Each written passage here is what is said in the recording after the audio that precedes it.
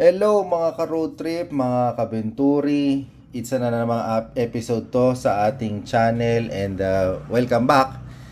Thank you for visiting again yung channel ni Road Trip Boys. So in this episode, pag-usapan natin ano yung mga intercoms na ginagamit ko at saka yung ano yung gamit ko ngayon. Reviewin natin, no? So bigyan ko kayo ng quick unboxing nito. Actually, matagal na to sa akin dumating, but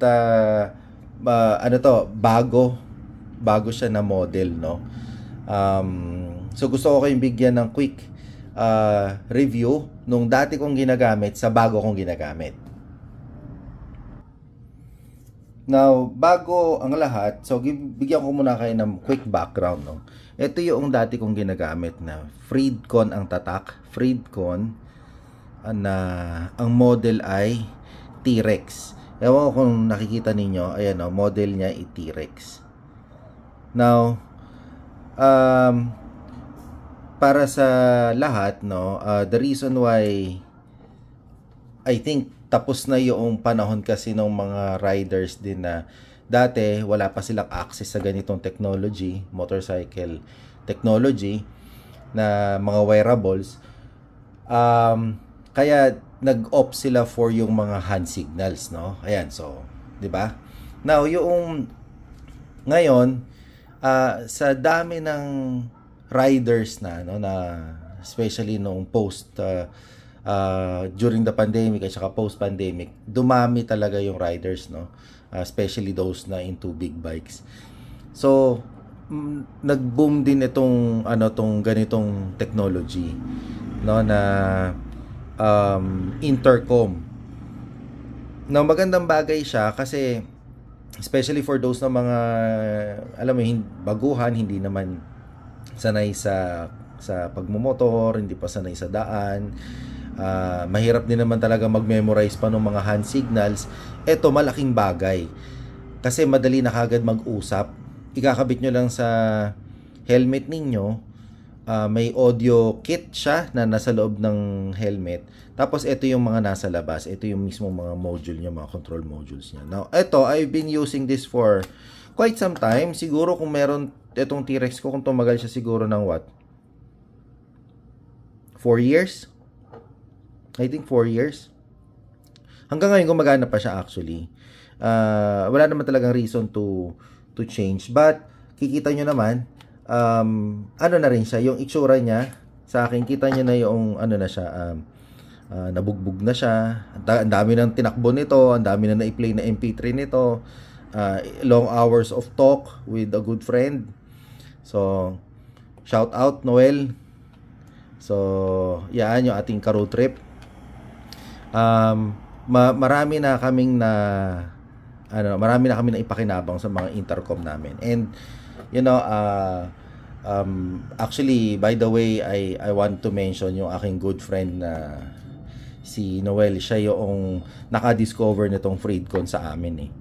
No, kasi dati we're in search of reliable intercom and na cost effective, cost efficient. Ito yung napili namin, no, sa grupo namin na okay siya. So, okay, anyway, so ito yung ginagamit ko dati, no? Kita nyo naman, medyo bugbog na siya. Ito yung sa ano niya, dun sa audio kit niya. Ito yung on-off switch niya, itong dial niya, ito yung pang forward, backward ng ng song. Kung nakikinig ka ng MP3, ito rin yung pag nilong press mo siyang ganyan, tinagalan mo siya na ganyan, no? Nag-up siya ng volume, nagda-down din siya ng volume. So ito yung antenna niya na i-close yan. So ito, quick lang review na dati ito yung gamit ko. Now this time, ito na, it's time for an upgrade. So naka FX Pro na ako. Na under Freedcon pa rin. No, I trust the brand, I like the brand. Napaka cost efficient nila, napaka user friendly nila. Yeah, so I highly recommend. Now, tong Freedcon na to, meron na silang bagong labas na may mesh technology na. Now, sabi ko nga, i-unbox ko sana, pero actually, this came sa akin like few days back pa. Kaya in fact nai-install ko na yung unit. So wala kang makikita dito, nakakabit na sa helmet. But ito yung kasama niya. Meron siyang, of course, yung mismong unit. Ito yung kanyang mismong ano ba to, manual niya. Let me give you a quick look nung unit. So ito yung unit, no, na Freedcon mesh. So ang model niya ay FX Pro. So high-res na rin siya, no, high-res audio na siya. Now, yung audio kit niya kasi yung hindi ko na matanggal eh. Pero ganito yung kumuha ako ng ibang audio kit.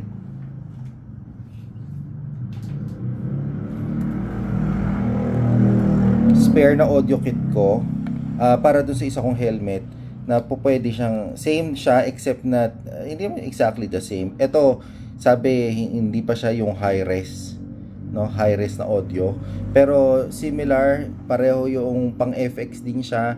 Microphone is the same, connection sa ano dun sa mismong FX Pro is the same. Ayan, oh, yun.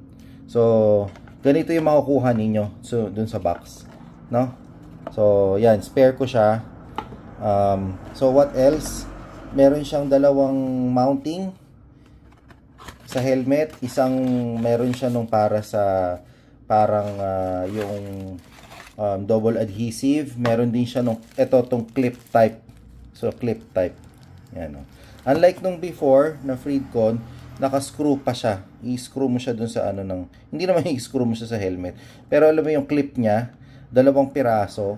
So pagkaipit mo ganyan, saka mo siya i-screw, saka mo siya ipitin. Ito hindi na. Talagang may tension na siya. Ayan, oh. Clip na siya talaga. So ikakabit mo sa side, and then ayan siya, ikakabit mo siya dyan. Dun sa mga grooves niya. Ayan, ganyan siya, nakakabit siya sa helmet, no? Tapos just press itong taas to release it.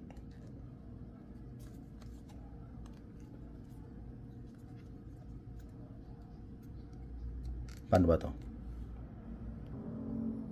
So parts niya, ito yung volume up or channel up, volume down or channel down. Ito yung on off niya.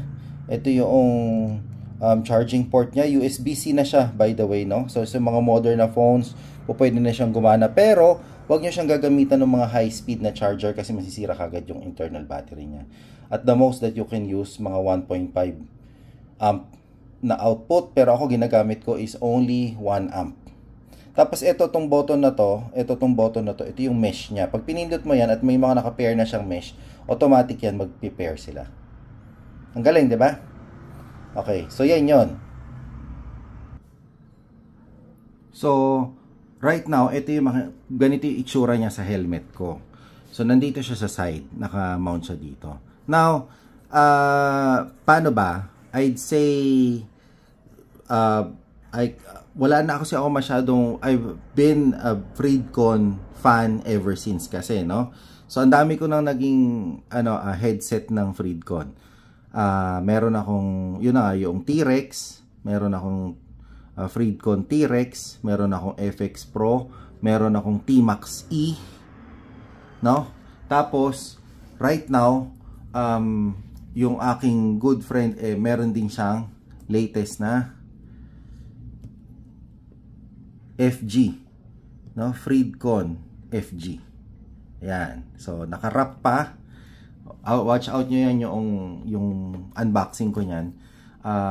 But yeah, so it only shows sa amin na yung Freedcon is a trusted brand na pagdating sa motorcycling equipment, wearables, ito yung mga things na I'd say for us, kami nung kaibigan ko na yan, we cannot live without.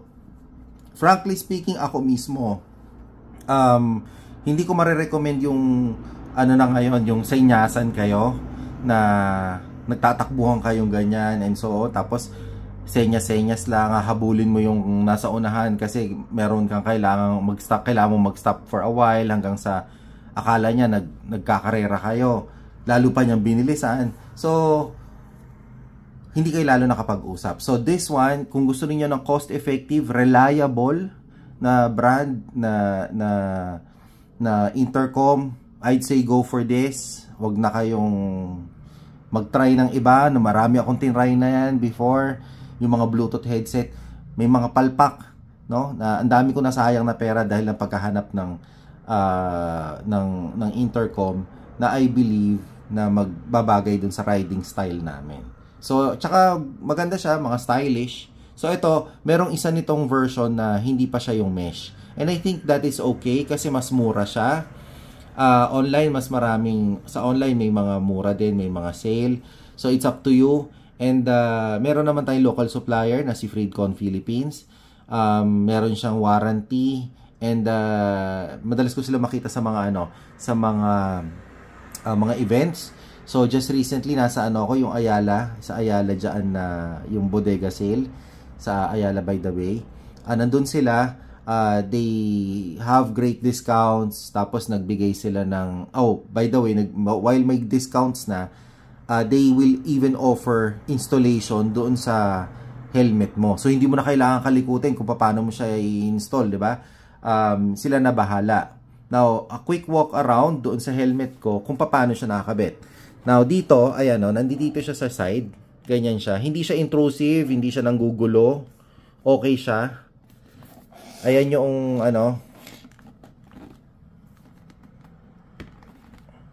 bale, ito yan yung wiring niya, nandito. Minount ko lang, ako lang din nagkabit.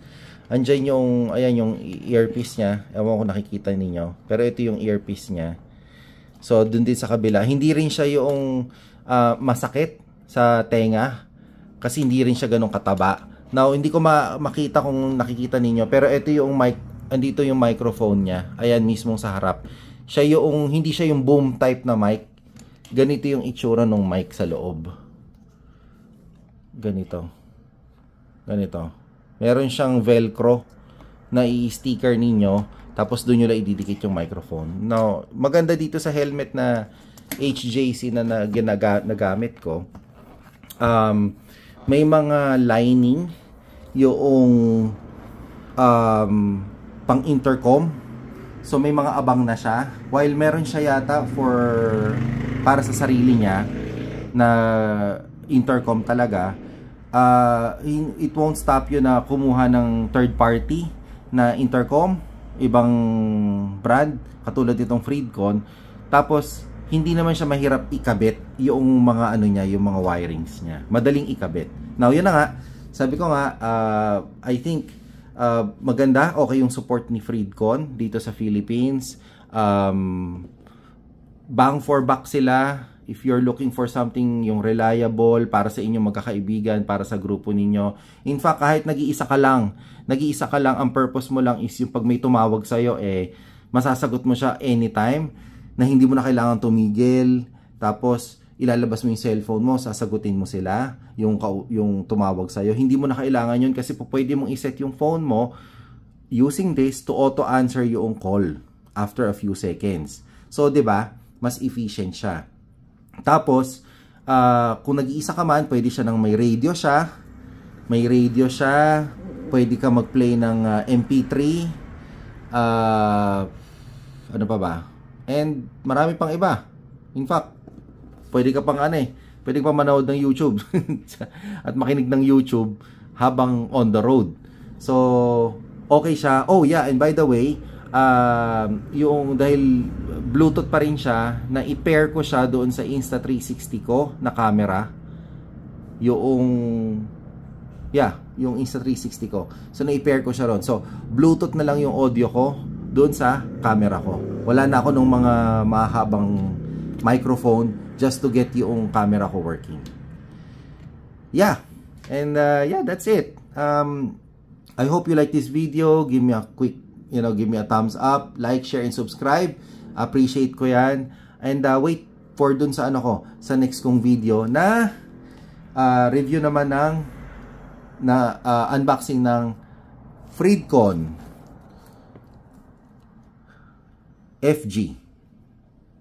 Okay? So, Bluetooth 5.0 siya. So, yan, naka-plastic pa. Hindi ko pa nabubuksan. So, check nyo rin tong video ko dito. Alright, thank you guys. Sana balik kayo sa channel and yeah, we'll have more maintenance ng Venturi, product reviews and tingnan natin kung ano pang pwede natin pag-usapan. See you guys. Bye.